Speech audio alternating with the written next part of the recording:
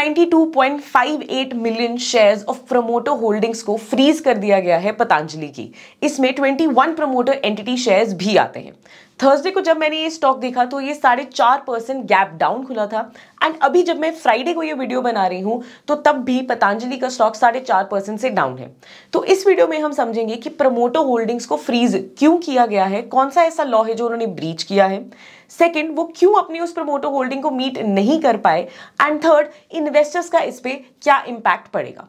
तो वीडियो को शुरू करते हैं एंड वीडियो के एंड तक जरूर बने रहें ताकि आपको सारी ही इंफॉर्मेशन इन डिटेल पता लग सके।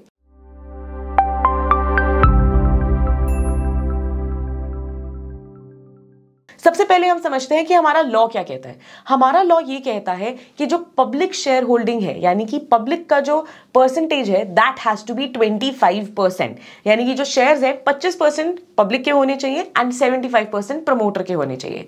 अगर कभी 25% से ये मार्क नीचे जाता है तो किसी भी कंपनी को 3 साल का समय दिया जाता है कि वापस आप उसको 25% तक ले आओ, एंड अगर किसी कंपनी का मार्क 10% से नीचे चला जाता है तो फिर उसे 18 महीने का समय दिया जाता है कि वो 10% से मार्क के ऊपर एटलीस्ट आ जाए।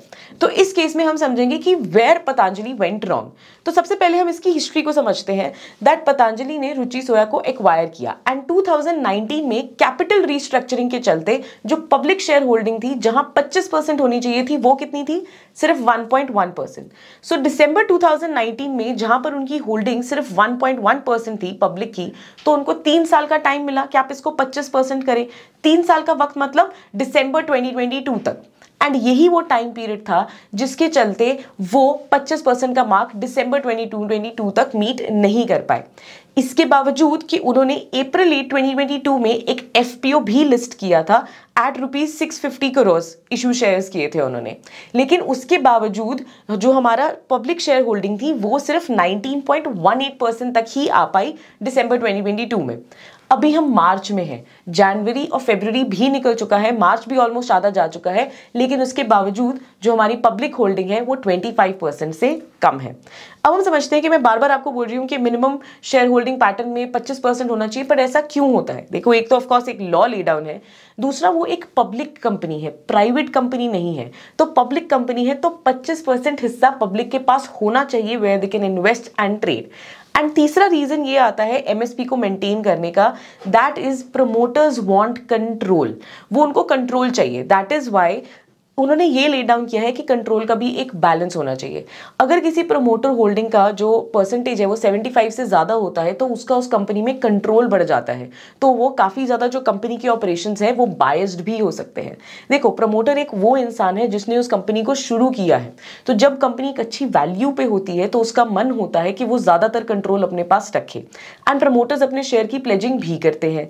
ये अच्छी बात है। हम जब भी कंपनीज को एनालाइज करते हैं कि प्रमोटर शेयर होल्डिंग अच्छी होनी चाहिए, लेकिन excess of everything is bad. 75% के ऊपर जाती है तो वो भी किसी कंपनी के लिए एक रेड सिग्नल के बराबर ही है, एंड दैट इज व्हाई एक कैप रखा गया है कि 75 से ज्यादा प्रमोटर होल्डिंग नहीं होनी चाहिए जब वो कंपनी ही पब्लिक है। अब हम बात करते हैं कि प्रमोटर होल्डिंग को कम करने के लिए हमारे पास ऑप्शंस क्या क्या होते हैं जो पतंजलि कर सकता था इन 2 सालों में, इन 3 सालों में। तो हमारे पास 2 ऑप्शंस आते हैं, मतलब आउट ऑफ मेनी ऑप्शंस जो 2 इंपॉर्टेंट ऑप्शंस हैं। सबसे पहला आता है प्रमोटर सेलिंग देयर स्टेक, क्योंकि अगर प्रमोटर अपना स्टेक सेल कर देगा तो ऑटोमेटिकली जो पब्लिक शेयर होल्डिंग का क्या कहते हैं परसेंटेज है वो बढ़ जाएगी। लेकिन इस केस में क्या प्रॉब्लम हुई, क्योंकि उन्होंने लास्ट ईयर यानी कि अप्रैल 8 2022 में अपना एफपीओ लाया, तो प्रमोटर्स के ऊपर भी 1 साल का एक रिस्ट्रिक्शन होती है कि वो अपना स्टेक सेल ऑफ नहीं कर सकते।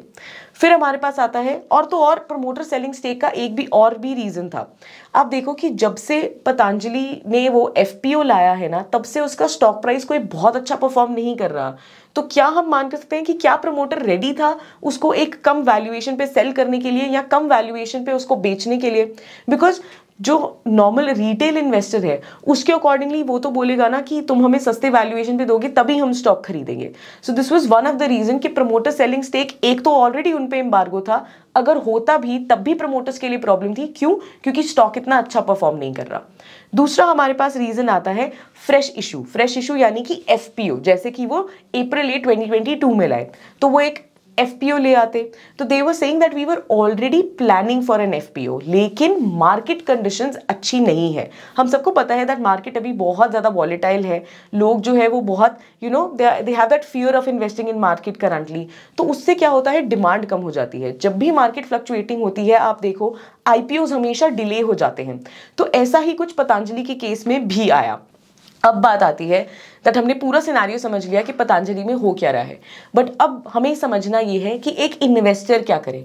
देखो, अगर तो आप एक ऐसे इन्वेस्टर हो जो पतंजलि में इन्वेस्ट करना चाहते हो, तो देखो अगर आप एक शॉर्ट टर्म इन्वेस्टर हो, यानी कि आप ट्रेडिंग या स्विंग ट्रेडिंग या एक बहुत ही शॉर्ट टर्म होराइजन के साथ पतंजलि में इन्वेस्ट करना चाहते हो, तो you need to rethink your decision, because इसमें गवर्नेंस इशू है।